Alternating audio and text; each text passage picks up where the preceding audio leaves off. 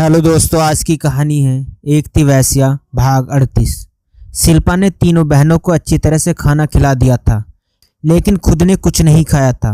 वो चारपाई पर बैठी रवि के बारे में सोच रही थी कि किस्मत हमें कहां से कहां लेकर आ गई है।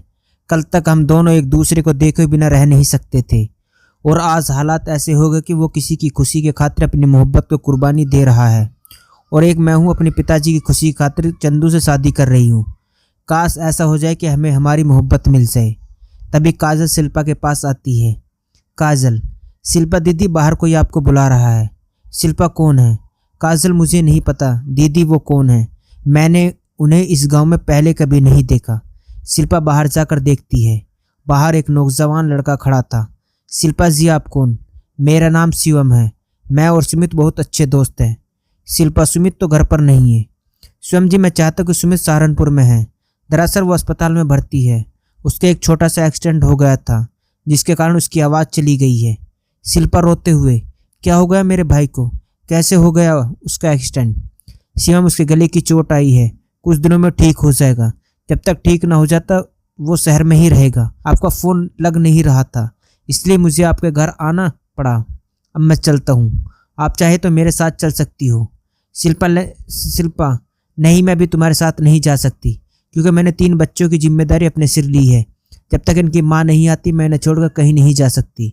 स्वयं, कोई बात नहीं जी, अब सुमित खतरे से बाहर है, 1-2 दिन में ठीक होकर खुद आ जाएगा। अब मुझे इजाज़त दीजिए, मैं चलता हूँ।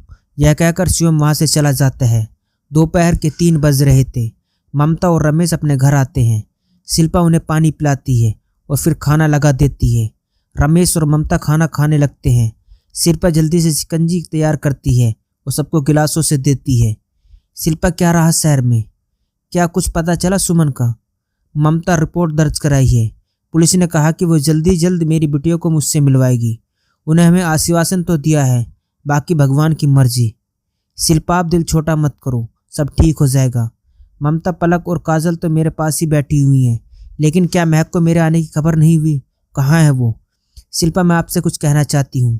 देखिए, आप मुझे गलत मत समझ रहे हैं। यह बात मैं आपकी भलाई के लिए बता रही हूँ। ममता, क्या बात है बेटी, बताओ। शिल्पा, मुझे महक का रवैया कुछ ठीक नहीं लग रहा है। ममता, क्या मतलब है तुम्हारा? शिल्पा, जब से आई है वो तब से अंदर ही कमरे में है।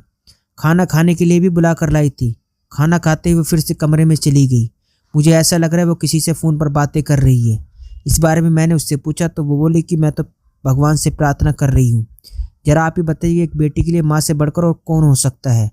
वो आपसे भी मिलने नहीं आई। मैं उस पर कोई बहतान नहीं लगा रही हूँ, बस आपको थोड़ा चौकन्ना कर रही हूँ, क्योंकि पहले ही आप 2 बेटियाँ खो चुकी हैं।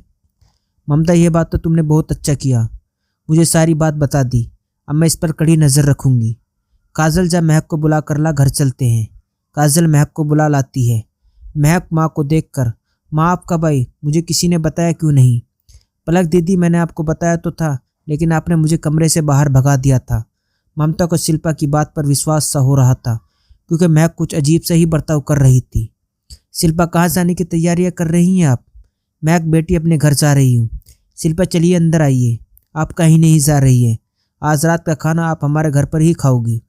ममता, नहीं बेटी, अब हम चलते हैं, खाना फिर कभी खा लेंगे। शिल्पा, फिर कभी खाने से आपको कोई मना कर रहा है? शिल्पा, आपका ही घर है, जब भी जी चाहे आ सकती हैं, लेकिन आज बिना खाना खाए मैं आपको कहीं जाने नहीं दूंगी।